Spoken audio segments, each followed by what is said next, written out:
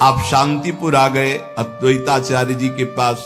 शांतिपुर के समीप ही फुलिया नामक ग्राम में एकांत में छोटी सी फूस की झोपड़ी बनाकर अहरनिश कृष्ण नाम जप रहे थे। उस समय बादशाह यवन ही था और वहां के बड़े बड़े काजी अधिकारी यवन ही थे। भारी अत्याचार उन लोगों का था, यहां तक कि उनके धर्म के विरुद्ध कोई चू नहीं बोल सकता था। सत्ता थी। अब जब वहां काजी को पता चला कि रात दिन ये नाम जप करता है और यवन धर्म से इसका जन्म है, तो उनके मन में आया कि इसको दंड दिलाया जाए कि बड़ा इसका सम्मान हो रहा है। काजियों का ये समझो एक तरह के वो बादशाह ही होते थे, बादशाह उन्हीं के इशारे से चलते थे। गोराई नाम का एक काजी था जो बहुत ही कठोर और कर्कश स्वभाव का था। हरिदास जी का प्रभाव देखकर वो ईर्ष्या से देखता। मतलब कुछ लोग ऐसे देखते हैं कि बस उनके पास जो है वो भस्मासुर वाली ताकत नहीं है कि हाथ धर दे भस्म हो जाए, नहीं तो भक्तों को वो भस्म ही कर दे, ऐसी दृष्टि होती है। वो दृष्टि से पता चलता है। वो हरिदास जी को ऐसे देखता कि कैसे इनको नष्ट कर दूं। और जब उसको ये पता चला कि यवन धर्म के ही हैं, तब तो बढ़िया उसको रास्ता मिल गया। हरिदास जी का प्रभाव दिनों दिन बढ़ता चला जा रहा था। उसने विचार किया कि यवन धर्म के होकर के हिंदू धर्म का नाम ले रहे हैं, ये तो कुफ्र है, काफिर है, ऐसा काजी ने विचार किया। इसे बादशाह के सामने पहले पेश करें, फिर इसको दंड निर्धारित करें। गुराई काजी ने विरुद्ध राज दरबार में अभियोग चला दिया ठाकुर हरिदास जी की। राज आज्ञा हुई तत्काल गिरफ्तार किया जाए, क्योंकि बादशाह यवन था। हथकड़ी बेड़ियों से जकड़ लिए गए। ठाकुर डरना नहीं, ये डिग्री वालों की बात है जो उच्च कोटि के महापुरुष है। तुम मत सोच लेना कि हम राधा राधा जपेंगे तो ऐसा नहीं। भगवान वो सामर्थ्य देते जो प्रहलाद जी को सामर्थ्य दी, वही ऐसे भक्तों को सामर्थ्य देते। ऐसा नहीं है कि अपने सामर्थ्यहीनों को ऐसा प्रश्न कर, ऐसा नहीं, डरना नहीं कि भगवान बड़ी भारी परीक्षा लेते। हथकड़ी बेड़ियों से जकड़ लिए गए और इनको पेश किया गया निरपराध हरिदास जी को अपराधी की तरह। बादशाह ने देखा 9 युवक तेज से प्रभावित, मानो पूरा सभा आश्चर्यचकित और आलोकित हो गई हो, प्रभावित हो गए जो यवन बादशाह थे, और कहा सम्मान से इनको बैठाला जाए। आसन दिया गया, आसन पे बैठे। हरिदास जी जब बैठ गए तो बादशाह ने कहा कि आपने स्वाभाविक धर्म परिवर्तन किया है, तुम्हारा जन्म तो मुसलमान के घर में हुआ है, और ये तुम्हारी जैसे अपने भगवान का नाम लेते हैं, तैसे अपने भगवान का नाम लेके बोले कि तुम्हारी तो कृपा ही जो है, जो यवन धर्म में तुम्हारा जन्म हुआ। बादशाह ने कहा तुम काफिरों का आचरण क्यों करते हो, इससे तो तुम्हें नर्क जाना पड़ेगा। मुझे बड़ी दया आ रही तुम्हें देखकर, दंड देना नहीं चाहता, फिर भी तुम तोबा बोलो, प्रायश्चित करो और कलमा पढ़ो, छोड़ो इसे, तो तुम्हारे दंड में हम कुछ कमी कर सकते हैं, नहीं तो भयानक दंड तुम्हें मिलेगा, क्योंकि तुम काफिर हो।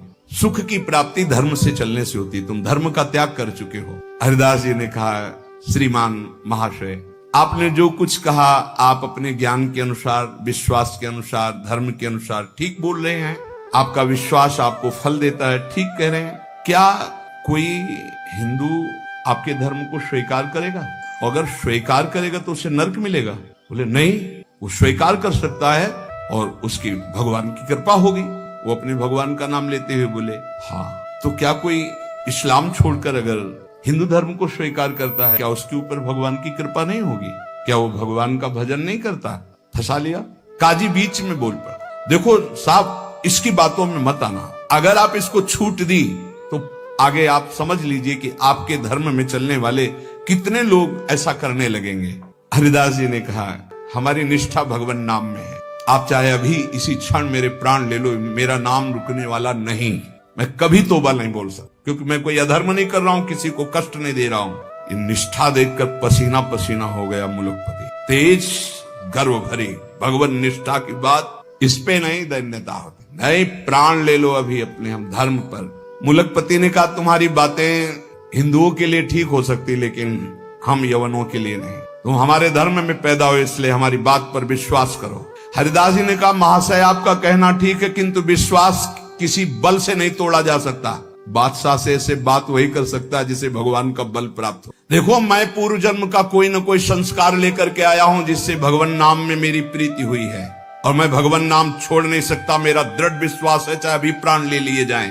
और अगर आप ऐसे ही दंड देने वाले हैं तो कितने लाखों हिंदुओं को मुस्लिम बना लिया, क्या उनको दंड दे रहे हैं आप? यदि ऐसा वो दंड के अपराध भागी नहीं बने कि हिंदू धर्म छोड़कर आपने उनको यवन धर्म में बना लिया, तो मैं यवन धर्म छोड़कर अगर नाम जप करता हूं तो मैं अपराधी कैसे हो सकता हूं? बादशाह चुप हो गया।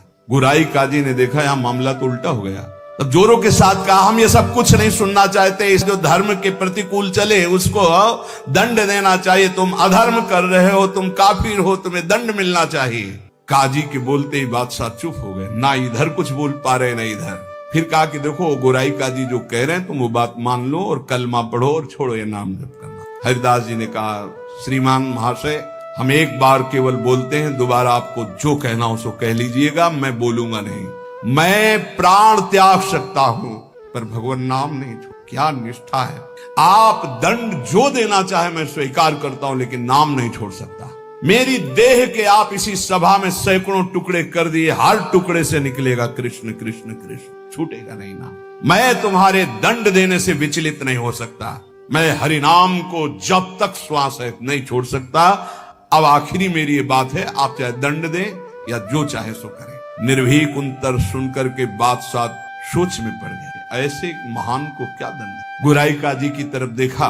गुराई काजी ने कहा, हुजूर बिल्कुल दया नहीं, दंड चाहिए, नहीं तो फिर बड़ी समस्या आ जाएगी कि अपने धर्म के लोग बहुत से उधर हो जाएंगे, बहुत हानि हो जाएगी, मनमानी लोग करने लगेंगे। मुलकपति ने कहा, सही पूछो तो मेरे में हिम्मत नहीं है। तुम बोलो दस्तखत हम कर देंगे, क्या दंड दिया जाए तुम बोलो दस्तखत कर देंगे, लेकिन हिम्मत नहीं कि मैं दंड निर्धारित कर सकूं। गुराई काजी ने कहा, हुजूर मेरी जो अंदर बात आ रही, इसको ऐसा दंड देना चाहिए कि पूरे विश्व में कोई भी इनके विपरीत आवाज न उठा पावे। क्या क्या दंड निर्धारित किया जाए? प्राण दंड, वो भी ऐसे सीधे प्राण दंड नहीं, 22 बाजारों में कोड़ों से मार मार कर बेत और कोड़ों से इसकी जान ले ली जाए, जिससे सब कोई देखे कि धर्म के विरुद्ध चलने वाले को कैसा दंड दिया जाता है। सभी लोग ऐसा देखें और किसी की हिम्मत न पड़े। मुलकपति ने दस्तखत कर, ऐसा है। अब तो क्या था, जल्लादों ने तत्काल हाथ बांध दिए महान भगवान नाम जापक के, और वही दरबार से शुरू की। वो कोड़े जो ऐसे लगते कि खाल को खींचते चले जा रहे, घाव पे घाव, हर बाजार में भीड़ में सब जगह ऐसे। ठाकुर हरिदास जी बोलते, हरि बोल, जहां कोड़े लगते हरि बोल, हरि बोल। बलिहार है, क्या हृदय भगवान ने बनाया इन महापुरुषों का कि इतना भयानक पीड़ा और कष्ट के बीच में कभी आह नहीं कहा। पीठ में से रक्त की धाराएं बह रही, निर्दयी जल्लाद घावों पर कोड़ों का प्रहार कर रहे, और हरिदास जी के मुख से वही जोर की ध्वनि निकलती जैसे कोड़ा पड़ता, हरि बोल, हरि बोल। धन्य है ये जगत, इन्हीं महापुरुषों के नाम कीर्तन से, इन्हीं के यश कीर्तन से आज पावन है। सत्य कहते हैं, इन्हीं महापुरुषों के प्रताप से आज हम कुछ हरि बोल, कृष्ण बोल, राधा बोल सकते हैं। नहीं, हमारी सामर्थ्य क्या, यही सब, ये साक्षात भगवत स्वरूप पार्षद अवतरित हुए जो ऐसी सामर्थ्य का दर्शन कराया। ये है भक्ति, ये है निष्ठा, नाम निष्ठा।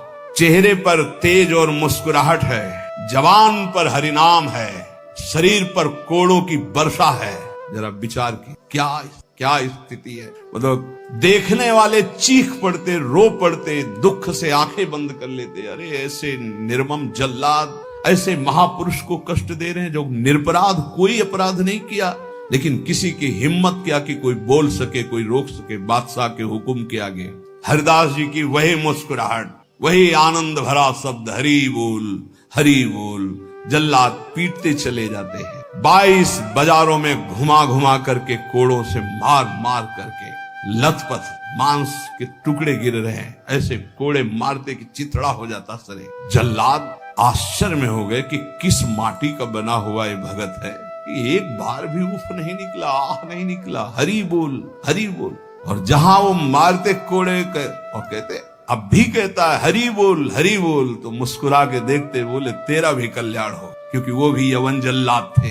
वो गुस्सा में बोलते, अब भी कहता है हरि बोल, हरि बोल, तो कहते तेरा भी कल्याण हो गया, क्योंकि तू भी 2 बार तो हरि हरि बोला, तेरा भी कल्याण हो। ऐसे कोड़े चल रहे थे कि 10-5 कोड़ों में ही मृत्यु हो जाए आदमी की। पीठ पर असंख्यों कोड़े, नाम बराबर उच्चारण हो रहा है, कोई मुखारविंद में वेदना नहीं, कोई दर्द की वेदना नहीं।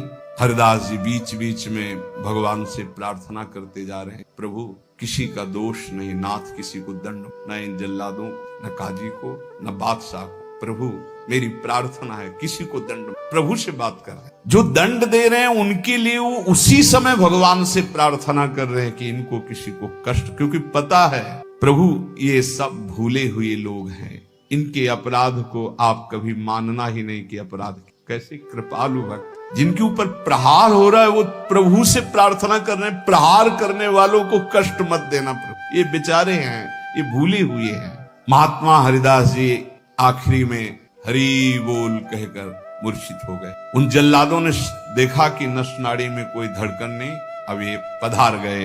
गोराई काजी ने देखा कि हाँ ये पधार गए।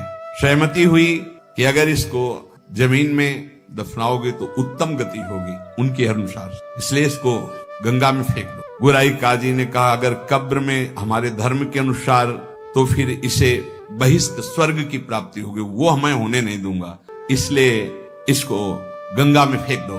फेंक दी। जे ही पतित पावनी भागीरथी का स्पर्श हुआ, मुख में गंगा जल गया तो जैसे अमृत गया हो। और तो गंगा के प्रवाह में गंगा जी गोद में लेके जा रही, डुबो नहीं रही।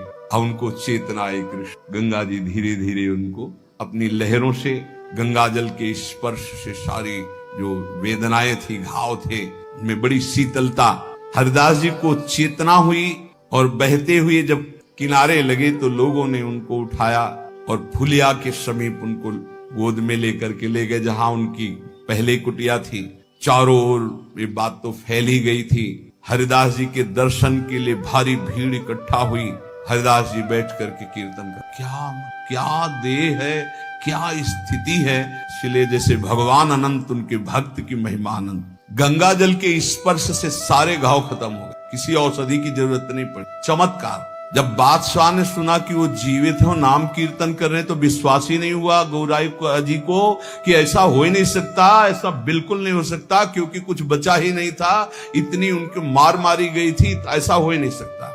बादशाह, गोराई काजी सब देखने के लिए आए। जब ये सुना कि बादशाह सब हटाया गया, बादशाह जाग, वही तेज, वही नाम, वही स्वस्थ शरीर। तब उन्होंने गोराई काजी की तरफ देखा और कहा भारी अपराध, ये कोई साधारण नहीं हो सकते, ऐसा दंड पाने के बाद तो कोई जीवित ही नहीं रह सकता। साष्टांग दंडवत ठाकुर हरिदास जी की बादशाह ने की और कहा मुझे क्षमा करो, वैसे मैं दंड देना नहीं चाहता था, लेकिन ये गोराई काजी ने, उन्होंने कहा श्रीमान अब भी आपसे प्रार्थना करता हूँ, आपका इसमें कोई दोष, ये कोई हमारा पूर्व का हिसाब था जो पूरा हो गया, आप प्रसन्न रहिए। उनका मैं आपकी सेवा करना चाहता हूँ, आप आज्ञा कीजिए। ठाकुर हरिदास से कहा बादशाह ने, उनका बस एक सेवा कर दी, अब कभी आना मत और हमारे नाम कीर्तन में कभी विघ्न मत डालना। उनका आज के बाद कभी कोई आपको विघ्न नहीं डालेगा, और आप अगर ऐसा कहते तो मैं कभी आपके सामने। काजी को फटकारा और लेकर चले। हरिदास जी ने विनम्रता से कहा सुनते जाइए, आप कभी क्षोभ मत करना, इसमें कोई अपराध नहीं है। देखो मनुष्य शरीर में दुख सुख का विधान होता है, हर जीव को अपने कर्म भोगने होते हैं। निमित्त किसी को कर्म बना दे, आपको निमित्त बना दिया, ये तो मेरा ही कर्म था जिसको मैंने भोगा। ऐसे कोई कर्म पूर्व जन्म में किए होंगे जिनका फल मुझे भोगने को मिला, आप कभी क्षोभ मत कीजिएगा। हरिदास जी की ऐसी बात सुनकर फिर बादशाह लौट पड़ा, चरणों में पुनः प्रणाम किया। जितने भी वैष्णव ये सब आकर के बड़ा दुख प्रकट किए हरिदास जी के पास। क्या भगवान, कहाँ भगवान, आपके ऊपर कोड़े चल रहे थे, कहाँ भगवान थे, क्यों नहीं बचाए। हरिदास जी ने कहा आप लोग नहीं जानते, आप तो शास्त्र के मर्म को जानने वाले हैं, लेकिन भगवान की कृपा को जानते हैं। मुझे जो दंड मिला उसका कारण है मैंने भगवान नाम की अवहेलना सुनी राज दरबार में, जीवित रहा, इसलिए मुझे दंड मिलना जरूरी था। और दूसरी बात, जिस समय मेरे ऊपर कोड़े चल रहे थे तुम्हें दिखाई नहीं दे रहा था, हरि ऐसे की एक भी कोड़ा मेरे ऊपर नहीं लगा। जैसे प्रहलाद जी से पूछते थे उनके मित्र कि तुम्हारे ऊपर हाथियों से कुछ लाया गया, ये तो कहते थे मेरे हरि मुझे ऐसे गोद में लिए, एक भी कष्ट मेरे को नहीं हुआ। ठाकुर हरिदास जी कह रहे तुम्हें नहीं दिखाई दिया, तुम कोस रहे हो प्रभु को। जिस समय कोड़े चल रहे थे हरि ऐसे शास्त्र बाहुओं से मुझे ढके हुए थे, वो कोड़े हरि के ऊपर चल रहे थे, मेरे ऊपर नहीं। वो हरि वार ले रहे थे, मेरे ऊपर नहीं। तभी वो जोर से बोलते थे हरि बोल। क्योंकि हरि पास में। ये भक्त जानता है, बहरी क्या जाने। मुझे तो तनिक भी दुख नहीं हुआ, ना क्लेश हुआ। बस आप सब भक्तों से यही कहते हैं, ठाकुर हरिदास जी कह रहे हैं, आप अविश्वास मत कीजिए प्रभु पर, उनके नाम में अपार सामर्थ्य। मुझे जो सुख मिला है वो तुम्हें कैसे बताऊं। जिस समय नाम चल रहा था और कोड़े चल रहे थे, उस समय मेरे को भगवान ऐसे घेरे हुए थे, तुम्हें कैसे बताऊं। शरीर को इतना भी क्लेश नहीं था, ये भक्त ही जानता। ऐसे उत्तर सुनकर समस्त वैष्णवों को हृदय में संतोष हुआ। नहीं तो एक क्लेश था, कहां है वो भगवान जिनका हम नाम लेते हैं और ऐसे महान भक्त की खाल खींची जा रही है, और वो उस समय कहां है वो जो कहते हैं करो सदा तिनके रखवारी, कहां है। तब ठाकुर हरिदास जी आया। जैसे प्रहलाद जी को सैकड़ों बार भयानक पीड़ाएं दी गई, पर्वत के नीचे दबाया गया, सर्पों के विष से पिलाया गया, डसवाया गया, गैस में बंद किया, क्या क्या कष्ट नहीं, कुछ भी कष्ट प्रहलाद जी को नहीं होता था। हरिदास जी महाराज का स्वस्थ शरीर वहीं फुलिया ग्राम में रहकर निरंतर भगवान नाम उपासक। जीवन का सबसे बड़ा फल है नाम में प्रीति। किसी भी प्रलोभन से लुभायमान होकर नाम मत छोड़ो, किसी भी भय से भयभीत होकर नाम मत छोड़ो, तो तुम्हें दिखाई देगा जैसे ठाकुर हरिदास को दिखाई दिया कि प्रभु हजार बाहुओं से ऐसे, तो एक भी कोड़ा ठाकुर हरिदास जी को दुख नहीं पहुंचा सका। कर तुम अकर तुम मन था कर तुम श्री भगवान। इसलिए भगवत विधान से प्रारब्धानुसार दुख आवे तो हंसते हंसते उसे भोगो। राधा राधा राधा राधा राधा। कभी अविश्वास मत करो कि भगवान कहां, जो हमारे दुख की निवृत्ति नहीं कर रहे। नाम जप करोगे तो अपने आप ऐसा ज्ञान हो जाएगा, अपने आप ऐसी स्थिति आ जाएगी, हर दुख सहने की स्थिति आ जाएगी, हर सुख सहने की स्थिति आ जाएगी।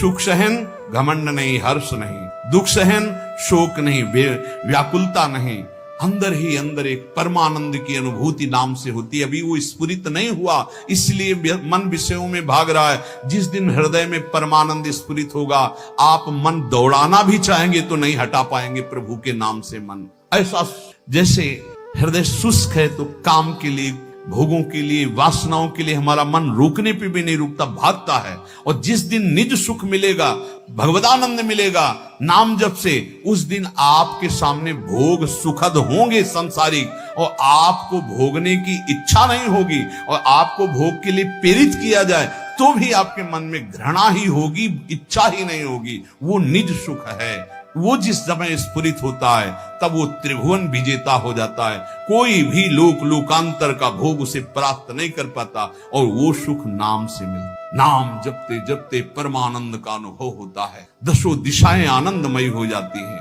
भाव कुभाव अनख आलसहु, नाम जपत मंगल दिश दसहु। इसलिए भाव बने ना बने, श्रद्धा बने ना बने, नाम शुरू करो। ऐसे पकड़ो कि नाम ना छूटे, चाहे प्राण छूट जाए तो जन्म जन्म की बिगड़ी बन जाएगी।